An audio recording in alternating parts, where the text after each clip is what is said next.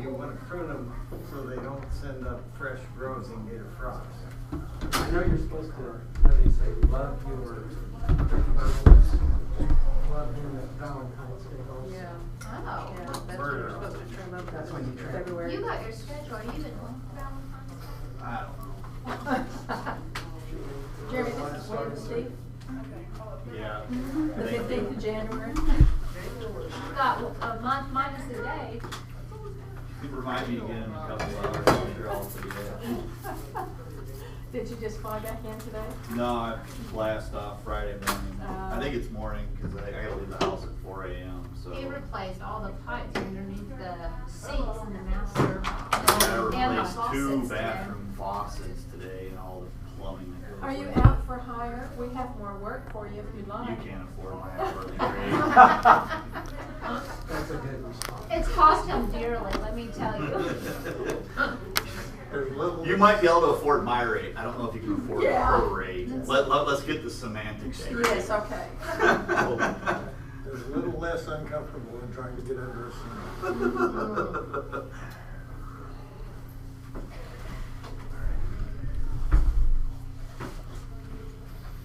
Thanks for the somewhat threatening email. Which one? The one you sent out said, you really ought to come, you came last year. Well, it's just a reminder, encouragement. It's an encouragement. Well, Call I it took that. upon it, I said, yeah, he's right. Yeah. It sounds like it's for slow learners, Bob. Well, that's the way it was supposed to be. Hey, as long as learning occurs, right? Right. Yeah. At some point. At some point. All right. Yeah, I kind of upgraded this time because I even have slides. It's going to be exciting. Yeah, I'm excited. It's very fun. All right. I think let's get going. Let me pray and we'll get going on Daniel. Heavenly Father, thank you for this evening and thank you for the opportunity to start the study of the book of Daniel. Be with us in our conversation this evening as we just go through this book, begin going through this book and go through the introduction and just have a good discussion that is glorifying and honoring to you and help us to connect what we learned tonight with how we are to live every day. In Jesus' name, amen. All right. So we're gonna tonight is mainly going to be a focus on an overview of the book of Daniel, and we'll begin actually going through the chapters next week. But I thought it'd be good to go through a quick overview to kind of give us an idea of who Daniel was, or who. There's many opinions of who Daniel was. There's also about how it was written, who it was written by, the book, the time period it was written, and why it is applicable to us today. It's one of these books that I found to be it's a book of hope. It's a book of plan, God's divine plan for good. It's a book that is, in my opinion, what I found from it as I've been reading through it and continue to study through it is it's a book of hope that was not only written for the people 2,000 years ago, 2,500 years ago. It's a book of hope for us today because there's a lot of similar situations that we deal with that they were dealing with when it comes to just pluralistic viewpoints, idolatry, not necessarily oppression in our area, but other parts of the world there's a significant amount of oppression when it comes to Christians. So there's a lot of different viewpoints that we'll be looking at. So I think there's a lot of challenges that we can look at as well as we go through it. Before we get started, I'm going to go through the timeline next, but before I do that, I kind of wanted to get an idea from you guys. When you think of the book of Daniel, what typically comes to mind? You can't answer, Rachel, because you watched the movie, but everyone else? Prophecy. It's promising? Prophecy. Prophecy, yes. Yeah, a book of prophecy. Yeah. There's a significant amount of that. Yeah. Okay. The Lion's Den. Yeah. I was gonna say, African Yeah. Yeah. We'll talk about the historical value of the Lion's Den. The appearance of There's Christ some- before his incarnate fleshly appearance. Okay. Yep. There's yeah, we'll cover that because there's some different viewpoints on that. And I think that's going to be a good one that we'll be looking over. I thought he was a pretty bold guy that told King face to face exactly what he told him. You'd have to be, right? Because you could Yeah. be done in a few seconds. Oh, immediately, right? I mean, he had witnessed that when he was thrown in the lion's den, right? I mean, in many other ways. Yeah, to be so bold to be able to go to the king who just took over your people and tell them that you're pretty much going to be out of power soon and all these other countries are going to come and take you out, that takes a lot of courage to do that. Is there a title for that kind of guy, like a interpreter or something? Some people refer to him as that, a seer or an interpreter of dreams. Yeah. I just wondered, Prophet. Did they Yeah. have them on staff? They did. Okay. Yeah, we'll talk. There's actually references to there are multiple seers and prophets during this time. Jeremiah was a prophet during this time as well. Ezekiel was. There's several others, all during this time period that we'll reference a few times as we go through here. But yeah, so yeah, it's a book of prophecy. It's also a book of. Some people would take it as far as the end times of the apocryphal side of the book, but there's that sort of element in that as well. It's a book of poetry. We'll cover that a little bit more. There's a lot of poetry that goes into this, and we'll point that out.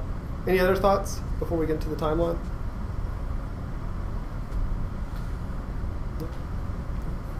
What about being a vegan? You think he was a vegan or a vegetarian, or is there a difference? I thought you said a vegan. No. Or a beacon. A vegan? A vegan. Oh, yeah, I mean, He wasn't eating meat or eating vegetables. right. So he could have been a vegan. Yes, what it's about, that's another one. Wasn't, can you argue that being a vegan was what the original intent was, if you look at Genesis 1 and 2? As I look at what? If you look at- discussion as to when that changed. Right. So was it with, After the ark or- was it, yeah, before or after the ark? Yeah. Well, I guess Yeah. it's early Genesis. I mean, people were just eating plants. That was it. Right. Then when Noah, I guess after the flood, that's when we start eating meat. Right. So, yeah. All so, I'm saying is Daniel, he wasn't satisfied with the king's diet. Right, exactly. Yeah, because of the laws, but also, No meat, no wine, just water and vegetables. yeah. But there wasn't kosher food available to them as far as the meats. True. So, Right. It might have been why he just ate the vegetables because Yeah. they That's- had any available kosher meats. That's kind of been my understanding. He was the kosher meat for the lion. Yeah. But, They oh were well. not vegetarian. So, let's, Are we carrying this too far? no, not yet. I think Not yet. so. Not I yet. think you brought it up. But before we get any further, let's look at the timeline. So this is the timeline of the exile, in which they were the Babylonians came and took out Judah. It's what you'll see here is that entire time period. And I think sometimes we forget it. This through the 6th century here, Daniel was part of all of this at some level throughout those time periods. So what we know is that Jehoiakim, when he was the king of Judah, he was king for about 11 years, and then he was removed by the Pharaoh Necho of Egypt. And we'll learn a whole lot more about Jehoiakim here in a little bit. Jeremiah, we know, prophesies the 70-year captivity. So if you ever wanted to go back and look at that, that's in Jeremiah 25, 1 through 11. And what he did is he pretty much said Nebuchadnezzar, or some variation of Nebuchadnezzar, was going to come and take away all of Judah because they were worshiping idols and they turned away from God. And so he had given that. There's 3 deportations of Jews, of the Jewish people. The first is in 605, while Jehoiakim is still the king. He was with the first groups that were deported to Babylon. This group also included Daniel, Shadrach, Meshach, and Abednego. They were all in the first deportation. And this took mainly, that deportation took mainly a lot of the rulers, a lot of the more educated people, kind of the ruling class is what they refer to them as, is a lot of who was taken there. And then we have in 604, we have where Nebuchadnezzar has his dream, and Daniel comes in and helps him interprets this and provides him with the idea of the successive empires that will soon eventually rule over Babylon. Jehoiakim becomes king in 598. This is after Jehoiakim is the son of Jehoiakim, just because those are fun to say. And he becomes king after Jehoiakim dies during the siege of Judah by the Babylonians. And so before he's deported and taken away, he dies, and his son takes over, who's just as evil as Jehoiakim is. And then right after that, you have that second, in 597, you have that second group of Jews who are deported, and then you probably have about 10,000 Jewish people who are deported at that point to all different parts of Babylon. I'm going to switch here real quick just so you get an idea about how far they were moving along, and they'll come back. This is a map of what you see there is the Babylonian, and the green is the Babylonian Empire during this time. And you can see here at the bottom part of that red line is Judah, and where they traveled all the way to Babylon, or the cities around Babylon. You see, so it's a significant amount of movement. It wasn't like they were going down the street.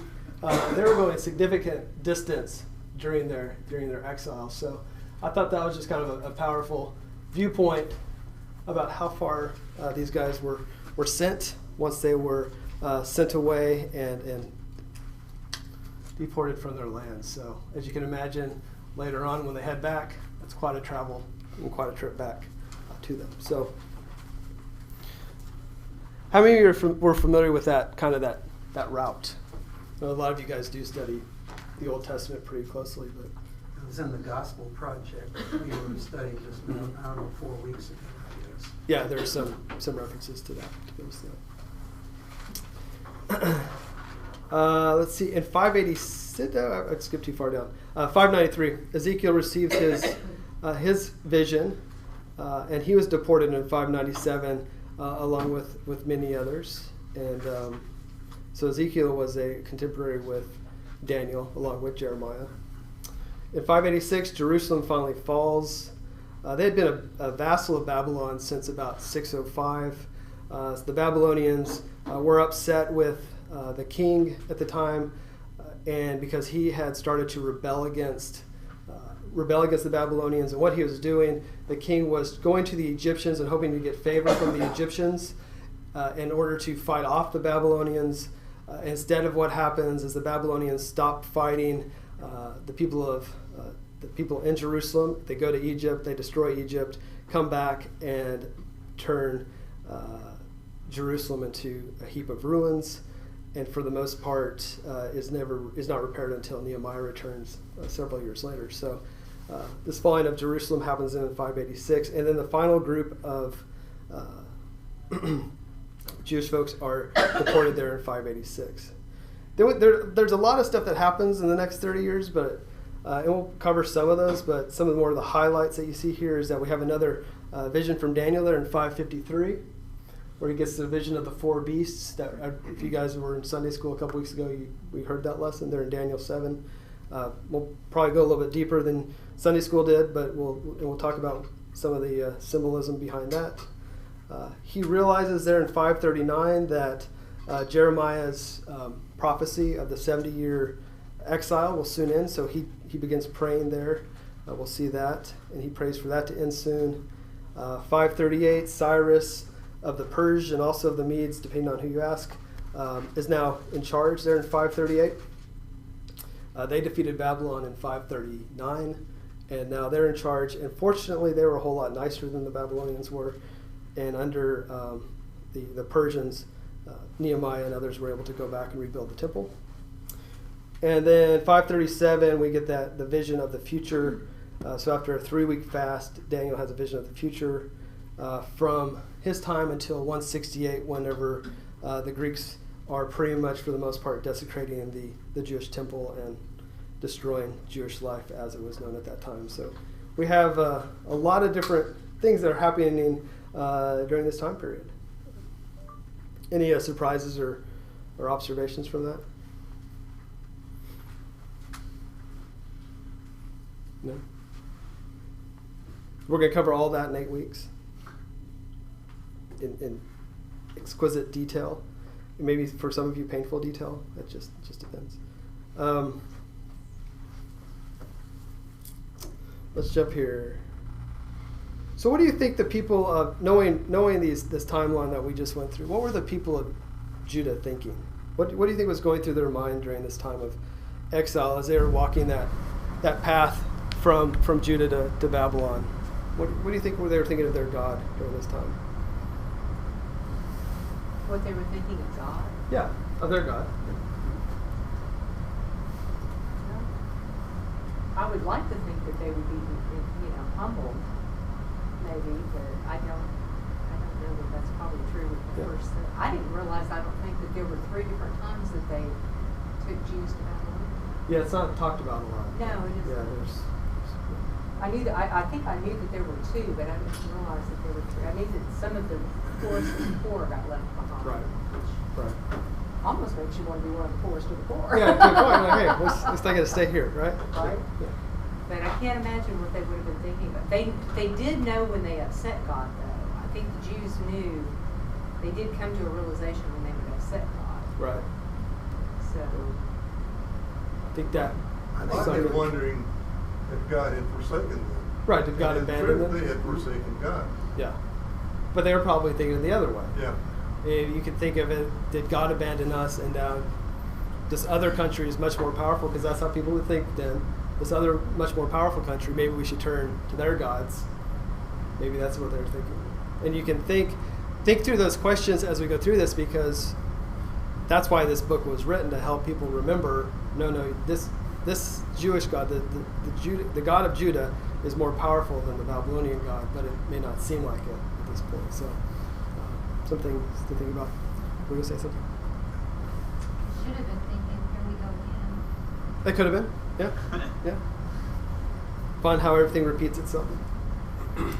Probably instead of saying I deserve this, or they're saying why me. Yeah. Oh yeah. Yeah. yeah, they actually were probably. Right. Yeah. Why me? Yeah. Why did God abandon us again? Yeah. That's true. Some of the themes we're going to see throughout this is, I think one way you can look at Daniel is how one person can change the direction of a nation, how one person can change the viewpoint or the attitude, because it's very positive what he's able to do. One thing to think about is that he came in as first of all, he was high up somewhere in Judah as part of the ruling class, was brought into Babylon, and was allowed to eventually, move his way up eventually into one of the most powerful positions there in Babylon.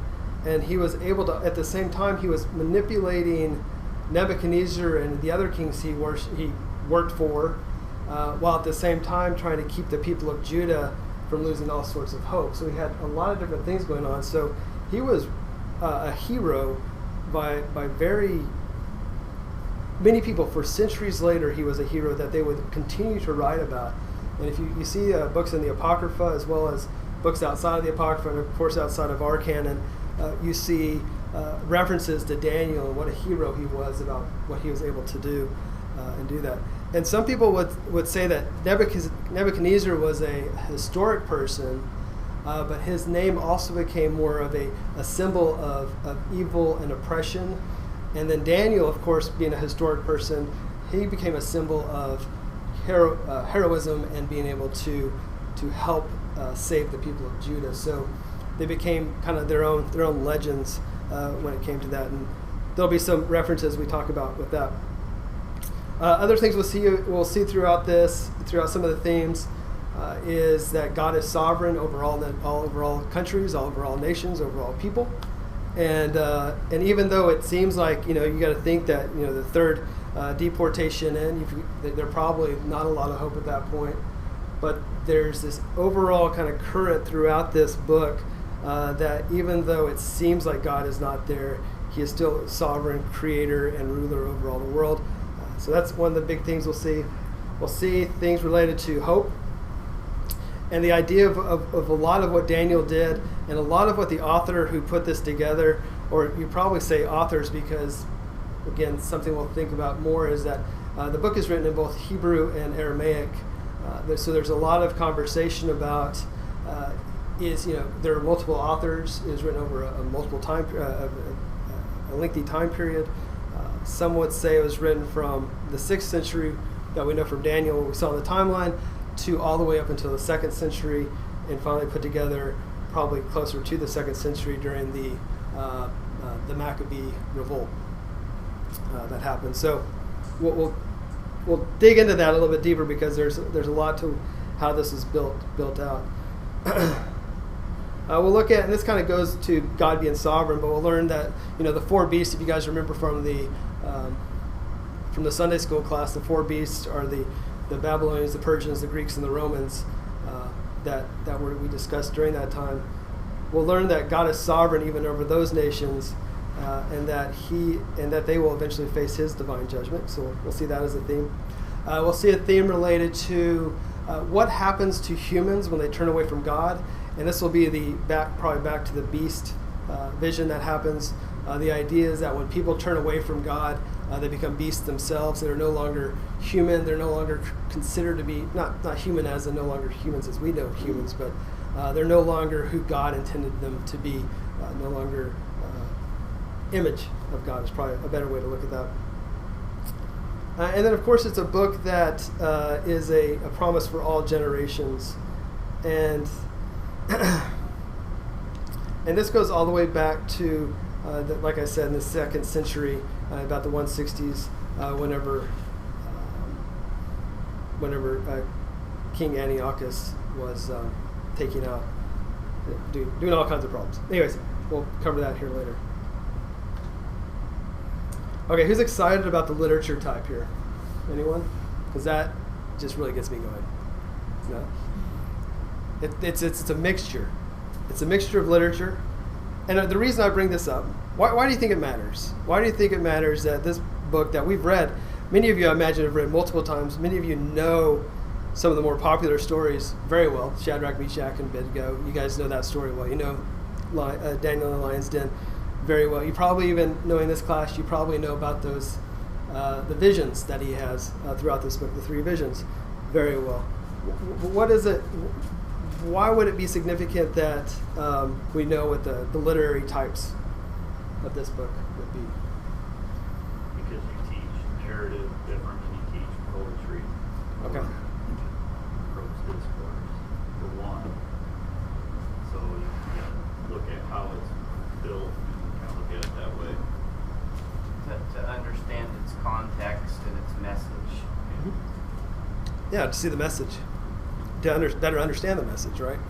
Because you have to think this wasn't written directly. They weren't thinking this class would be sitting here, over 2,000 years later, and we'd be talking about it. They were writing it to a group of people that would know what they were talking about.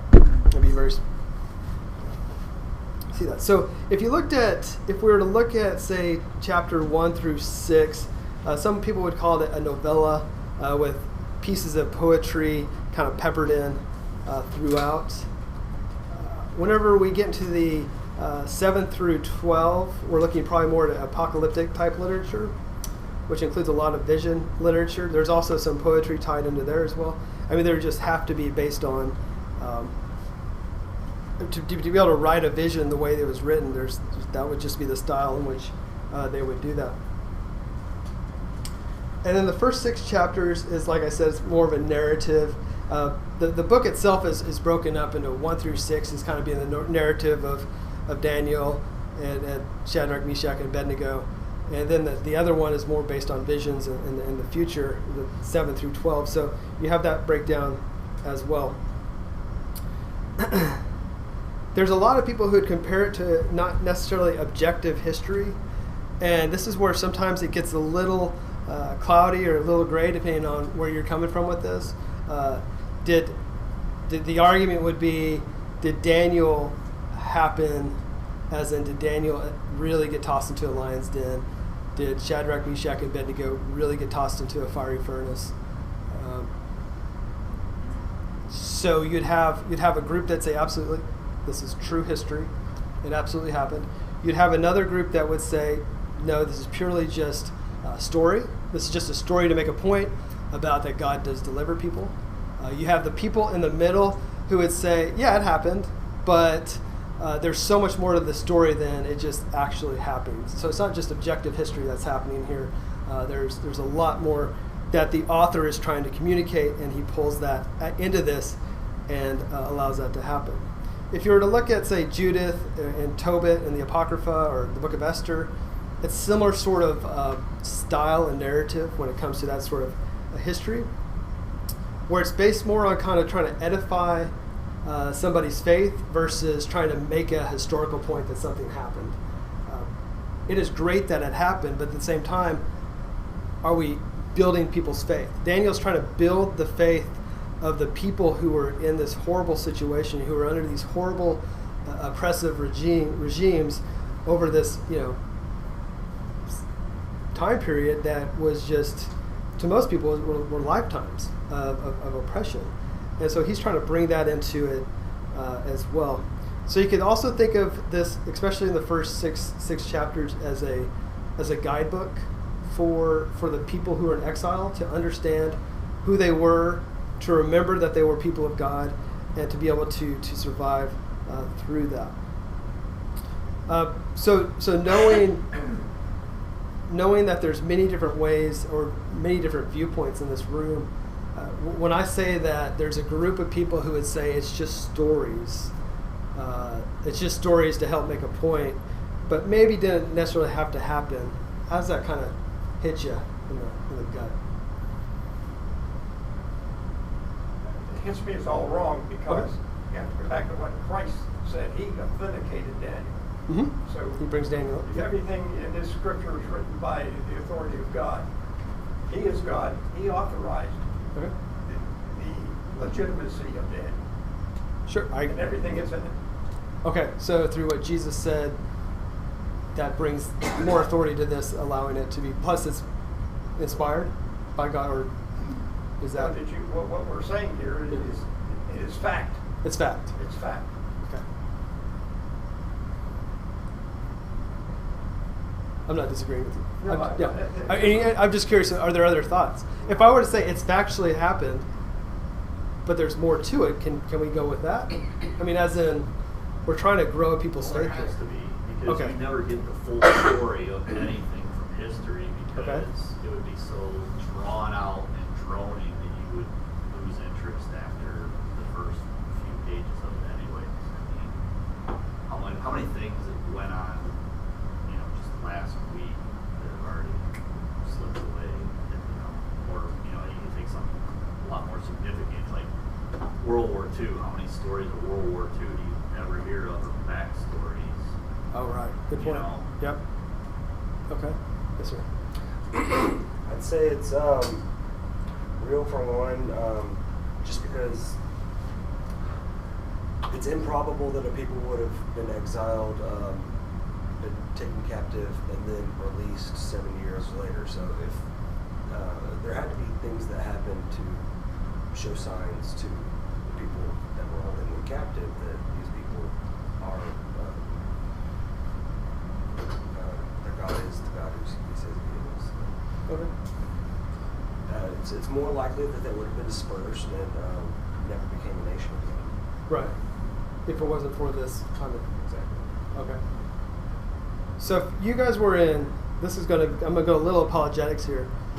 If you were at, I'll just use Starbucks because it seems like there's a lot of people who go to Starbucks. If you're at Starbucks and you're in a conversation with somebody and you said you're studying the book of Daniel right now, and the first thing that pops into this other person's mind or comes out of his, oh yeah, Daniel in the lion den, that's a neat story, but I don't think it happened. How would you respond to that? I mean, would you be like, no, you're an idiot? It did happen. Probably not. I hope not. I think you have to build pretext Okay. to get to that. You just don't launch off into, well, it happened, and here's. Yeah. I mean, you have to go back and build a case about Okay. the sinful nature of man, and throughout the Old Testament. Right. You know, that we saw over and over and over again. Okay. Kind of like what Cheryl was saying, you know, it was the people would do bad and God would punish them, and then they would cry and pray, and then God would, you know, bail them. This occurred, you know, with the judges, you know. Right. And then, you know, you build the case that he is a supreme God. He's omnipotent.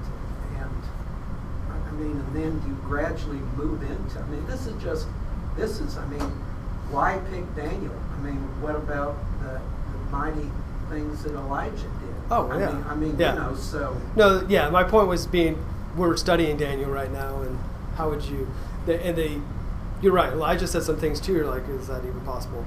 But for Daniel being a popular story, Daniel's aligned in the popular story that if you went through VBS, if you happened to show up at Sunday school one day growing up, someone was probably talking about it because it's such a popular story. And it's more of, so you can say yes, I think you can say yes, it's a factual story. It happened. He upset the other rulers in which he was part of, or the group he was part of. He broke the law, and he was thrown into the lion's den, and God saved him and allowed him to come out. But I think if you were at Starbucks discussing it with someone, you have to find out where they were with it. Okay. You know, do you realize that? You gotta you know, ask him why, and then Right. you might Exactly. immediately get to go to, no, you're an idiot right after you ask Right. him why. Possibly, Because but- No, you know, if they can't articulate. I mean, if they know that God created the world already and He created the animals, is it a real far stretch to think that maybe He could tell one of those animals what to do? I'm just saying. No, it's possible. Yeah, so- Yes, ma'am. One of the things that I've learned is when I'm talking with someone, they tell me what they think, Mm-hmm. that making an argument with them usually doesn't come to a conclusion. No. And one of my Agreed. best responses, and I've got good reaction to this, is I tell them it really doesn't matter what you think, it really doesn't matter what I think. What matters is what God thinks. Okay. And the reason I'm doing this is I'm on the quest to find out what God thinks. Okay. And usually that'll open the dialogue in a less confrontational Yeah, that is manner true. than trying to contradict it. Yeah. Okay. Yeah, I can see that. You know, And people love to explain themselves. I think if you ask think them so. questions, they're more than happy to tell you what they think usually. Oh, absolutely. Absolutely. One of the problems I have with apologetics is you have to go back and set the stage. You know, Mhm. if it's the creation or whatever, you know, you go. So my question to you is, how would you answer that? How would I answer it? Yeah. So I mean, wouldn't. Some guy comes up there and he says, "That's a good story, but I don't believe it." If we're, he asked, hey, what are you doing at the Because church? I have, that's my failing in trying to explain, because I don't know, you know, you need to find out where they are, and Right. then you find yourself defending the development that was gonna be your defense for Daniel. Yeah. I'm not, we won't tell Jeremy this, but I'm not a huge fan of apologetics. I mean, he is excellent at apologetics because he's been trained at it very well. And I Yeah. think there's a level of doing that he is very good at. I wouldn't come from an apologetic viewpoint. I would come more from it'd be more of listening to their story about where they were coming from and why they think what they think. And then from there, I'd be able to provide my viewpoint of why I believe that Daniel is a powerful story, and beyond just the historical viewpoint of it, the idea of what this book was trying to accomplish during that time period. So while That's a de facto apologetic. okay, no, well, to a point it is, because you're also, I'm not, yeah, well, I mean, to a point. Not an argumentative apologetic. If you could say, I guess. So More you're of an saying it's still academic one. It's more of very teaching a more defense? than- Is it a defense of? I don't feel like you always have to. God can defend Himself, and He will work with and through people, and He'll work through us. But if we were to say that actually if you looked at this as a book of hope and a book of faith, and that's what they were trying to help the people of Judah know and see and understand while they were being oppressed, I think you get a whole lot further than trying to say, yeah, this is a factual time of someone getting thrown into a lion's den. He survived because because God saved him. Because I don't. That's just one way to look at that. What if you simply ask them, don't you think it's possible? That puts them into the situation of having to then tell you why they don't or do think it's possible. Yeah, and I think it's That's It's not an impossibility. yeah. It may not be the highest probability, but in fact that it's a probability far exceeds an impossibility. Yeah. It's good. All right. So that was a very quick overview of what 1 and 6 is. 7 through 12 is when we start dealing with the heavenly divisions, chapters 7 through 12. The idea that these empires, the four empires mainly, the Persians, the Babylonians, the Greeks, and the Romans, are kind of running roughshod over the entire world, or the world that they know at this time, and how Daniel's visions help them begin to understand, the people begin to understand that this isn't always going to happen. These powerful nations aren't always going to be oppressing them in this way. So there's a very apocalyptic viewpoints that he provides. A lot of Daniel is, there is eschatological apocrypha ties to it. I don't know if he was necessarily, or the author was necessarily focused on much of that as much as focused on, hey, this is what's going to happen over the next 500 years, as in the apocrypha literature being more focused on the remote future of this nation. Now, depending on where you're coming from, some people would say, no, there is a lot of end time viewpoints here, and that's fine. I think that's okay to argue that.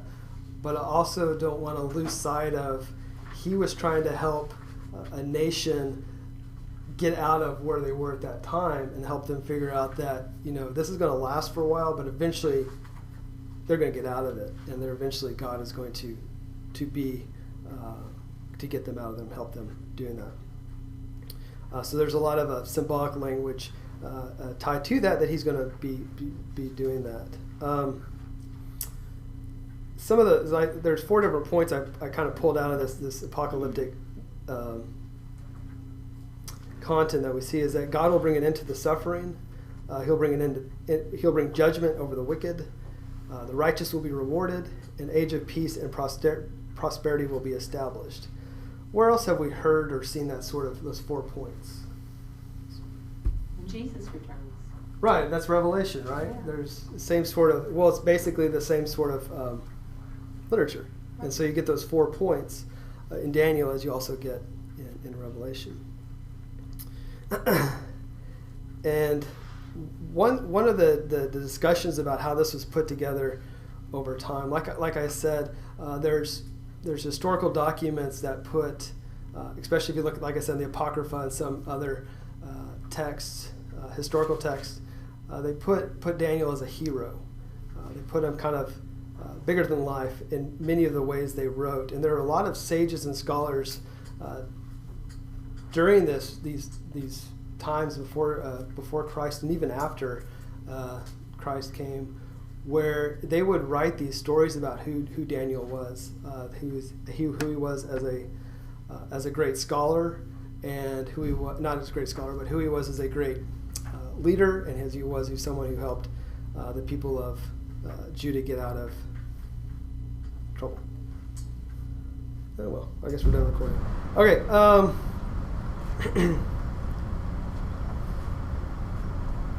Let's see here. So when I brought up the point that it's apocalyptic literature, but not necessarily fully messianic or even eschatological, when you hear something like that, what is that? How does that feel? Or is that something that you could go along with? Something you've heard before that maybe it's more they've always thought about it. It's looking at more like what Revelation is versus what it's focused more on that time period or the next several hundred years. What was the whole question? So what comes to mind when I say that it's not necessarily, when it's apocalyptic, it doesn't mean that we're looking at the end of time in an eschatological viewpoint. We're looking at more of